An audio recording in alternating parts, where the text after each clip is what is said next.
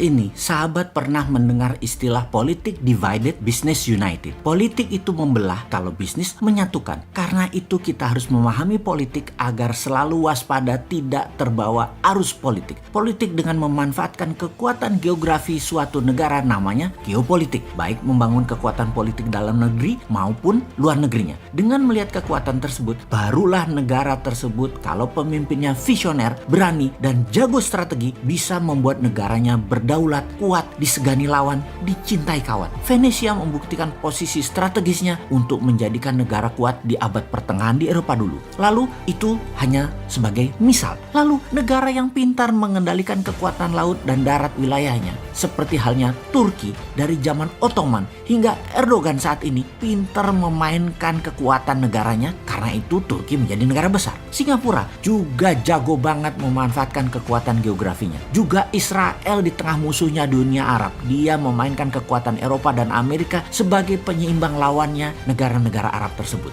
Banyak daerah strategi seperti Panama, Mesir, Taiwan, Hong Kong memainkan cantik wilayahnya. Namun banyak juga yang tidak pandai. Salah satunya adalah negara-negara Arab. Lokasinya strategis, sumber daya alam minyak dan gas strategis. Tetapi negara Arab tidak bisa menjadi negara superpower. Makmur iya, superpower atau negara besar, big country, tidak bisa, atau dibacanya tidak boleh. Jadi yang membuat tidak boleh adalah negara besar dan negara superpower. Mereka rule the world saat ini. Karena itu dalam kacamata pertahanan negara, negara besar punya nation interest, punya tujuan bernegara terhadap negara lain. Dan kita harusnya membaca dengan teliti, karena nation interest negara lain menjadi nation threat, negara lemah. Menjadi ancaman kedaulatan, negara lemah, nation interest negara besar lainnya. Kita bahas ini sejak lama. Kita kembali lagi agar paham bagaimana cara bernegara agar menjadi negara berdaulat, agar Indonesia tidak goblok-goblok amat seperti negara-negara yang tidak berdaulat lainnya. Kita ini harusnya lebih besar dari Turki,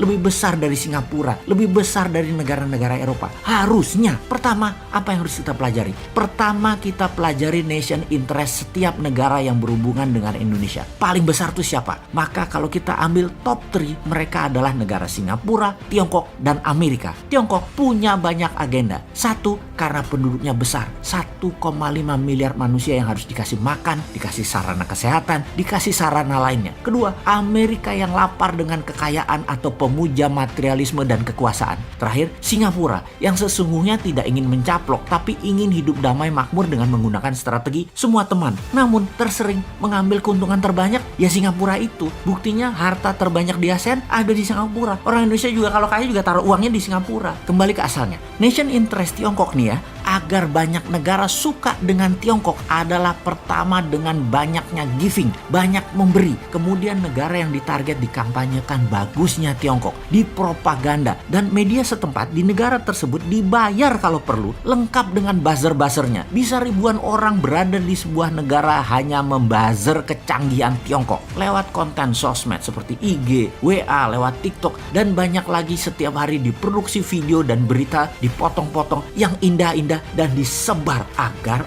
negara tersebut terpesona dengan Tiongkok. Jangan tanya media mainstream, digarap sejak lama. Film Hong Kong, film-film dinasti Tiongkok lama sudah diedarkan dan digencarkan, bahkan masuk ke Hollywood. Sejarah tulisan tentang Tiongkok digarap rapi. Itulah Kementerian Propaganda yang pegang dari Tiongkok. Semua informasi tersebut diorkestra dengan baik. Setelah media, apalagi yang digarap? Yang digarap adalah kebijakan-kebijakan bernegara, parlemen, dan partai-partai negara yang akan ditarget. Digarap setidaknya individunya. Orang mereka dalam tanda petik payroll, digaji, diopeni, diurusi, dimakmurkan dalam bahasa sederhananya. Namun bagi mereka yang tidak paham idealisme bernegara, semua itu seperti business as usual, kayak lagi bisnis biasa aja. Padahal mereka ini diarahkan untuk memuja Tiongkok, tetapi di kepala mereka ini bisnis kok gitu ya.